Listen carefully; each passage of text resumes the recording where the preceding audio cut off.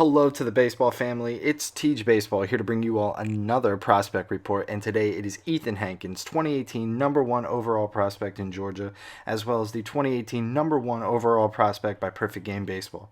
But before we go any further, if you could do me a huge favor and hit the subscribe button, it would be very appreciated. And don't forget to hit the like button if you're feeling this pitch. So without any further ado, let's get on the bump with 2018 prospect Ethan Hankins. Hankins, a 6'6", 200-pound right-handed pitcher from Cummins, Georgia, Forsyth Central High School, plays his travel ball with Team Elite and has committed the next 4 years to Vanderbilt. However, the possibility of Ethan skipping the college game is certainly possible. He has a tremendous upside and continues to get stronger both physically and mentally on the mound. He has a really special arm with a fastball that can be anywhere from 94 to 97 miles an hour. Plus, he has the ability to change speeds and drop down to the 76 to 78 range. Another scary thought is Ethan is getting taller. I've seen reports that have recently listed him as tall as 6'7".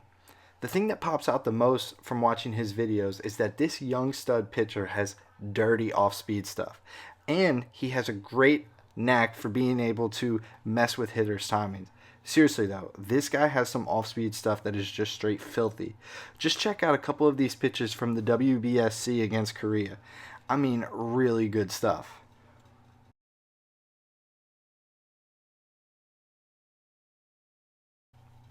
I really like the way this prospect carries himself. He has a swagger about him and appears to be very comfortable. His relaxed demeanor matches his delivery, although sometimes he gets away from his bread and butter and likes to be a little flashy. But for all of you who have seen my past reports on prospects such as Kumar Rocker, you may know that I like to look at full at-bats when they are available. We have some at-bats from the Perfect Game All-American Classic, and it's enough to get a taste of how Ethan likes to work. The first at-bat we are looking at is against Noah Naylor out of Ontario, Canada. Naylor is currently the number 3 ranked catcher nationally by Perfect Game for 2018. Ethan falls behind with his fastball, but you see him rev it up out of the gates 97 miles an hour. I really like how he isn't afraid to challenge hitters. You see him come back with the fastball time and time again in this at-bat. Ethan misses a couple spots in this at-bat, but seeing him climb the ladder is a good indication he feels that he can get his fastball by talented hitters. He is able to control the at-bat using just his fastball. I love seeing a pitcher who wants to compete. I think as pitchers go on in this game, we need to be more competitive and have competitive at-bats. And you see Ethan right out of the gate coming in with the fastball, and this is really important because this is how he likes to work. He wants his fastball to set up the rest of the game. And here he does a great job going right at the big hitter, gets himself into a full count, and what do you think he goes back to? That's right, the fastball for strike 3.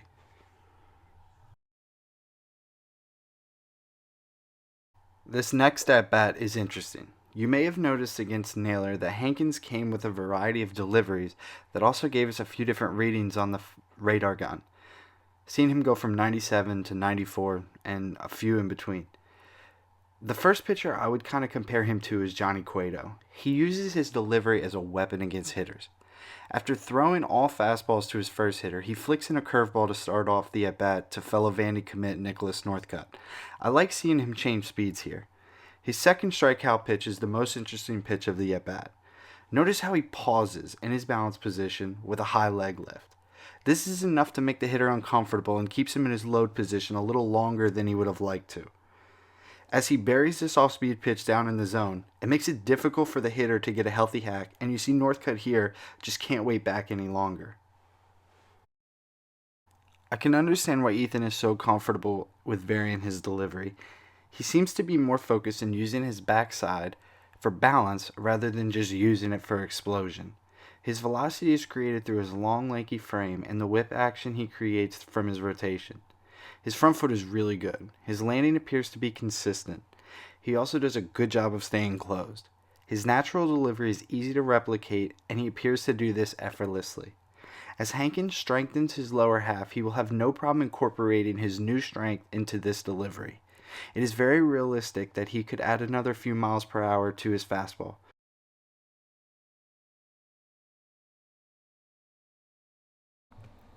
An area that Ethan can improve right away is his maturity on the mound. Although the pauses are certainly a part of his game, I would advise him to slow down and stick to his natural delivery.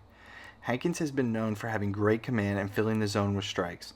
From watching his videos, it seems he loses some of that accuracy when he constantly changes his own rhythm.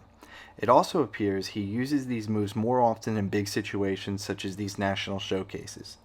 For example, in this at-bat, Southern California commit Preston Hartzell does a great job of controlling the AB by stepping out and making Hankins wait a little bit. Hankins likes to work fast, and it isn't always necessary. His stuff is really good, and he should be able to challenge most hitters with what he has. I thought this was a great opportunity for Ethan to use his smooth delivery to challenge the All-American Classic Home Run Derby winner with his best stuff. It just didn't happen. Nearly every pitch seemed different, including some arm angles. And in this at-bat results in a rare walk for Hankins. Most of the walks I've seen came in a similar fashion. As he matures, I believe he will further reduce his walks and raise his first pitch strike percentage.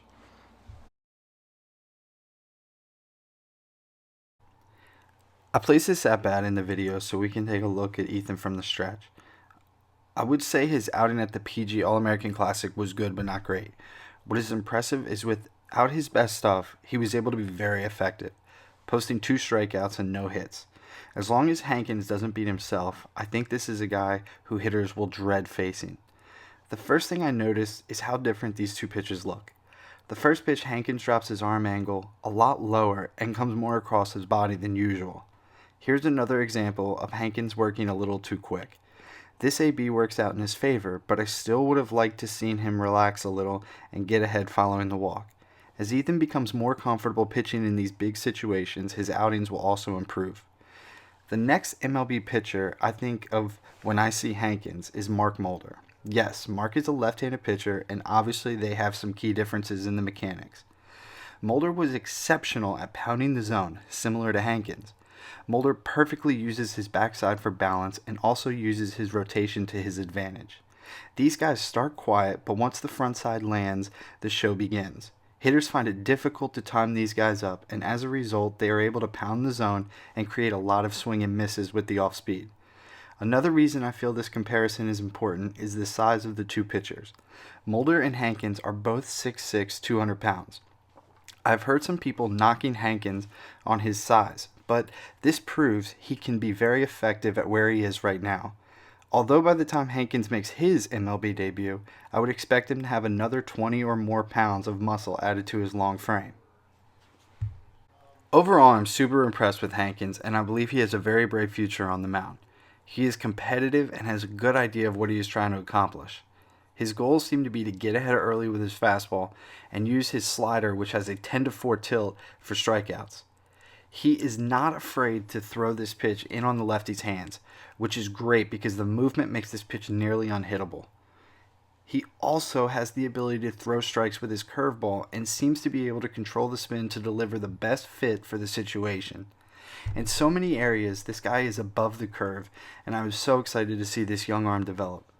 Seeing how hard he has worked over the past few years is a good indication that this guy has a good head on his shoulders and will do whatever it takes to reach his full potential. Currently, Baseball America has him going 2nd overall in the mock draft and heading to the San Francisco Giants. The Giants have a great reputation of getting the most out of their arms, and Hankins could flourish as a future All-Star in the Bay Area.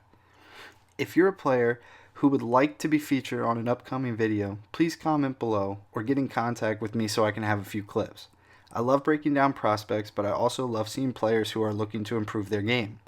If I can help you take the next step, I want you to know that I'm here to assist you. If there are any players that you would like to see be featured, let me know. Drills you want to see or any other baseball topics, please feel free to comment below so we can get it done. Shout out to D Officer, who is the reason for the longer and more in-depth analysis today. If you're a part of the baseball fam, please hit the bell icon so you can be notified the moment I drop a new baseball video. Also, go ahead, follow me on Twitter, Instagram, and Snapchat at teejbaseball. That's at teejbaseball. Teejbaseball. One more time. Teej baseball. On Twitter, YouTube, Instagram, and Snapchat. Keep swinging on the haters. Go get better, and I will see you guys next time with another video.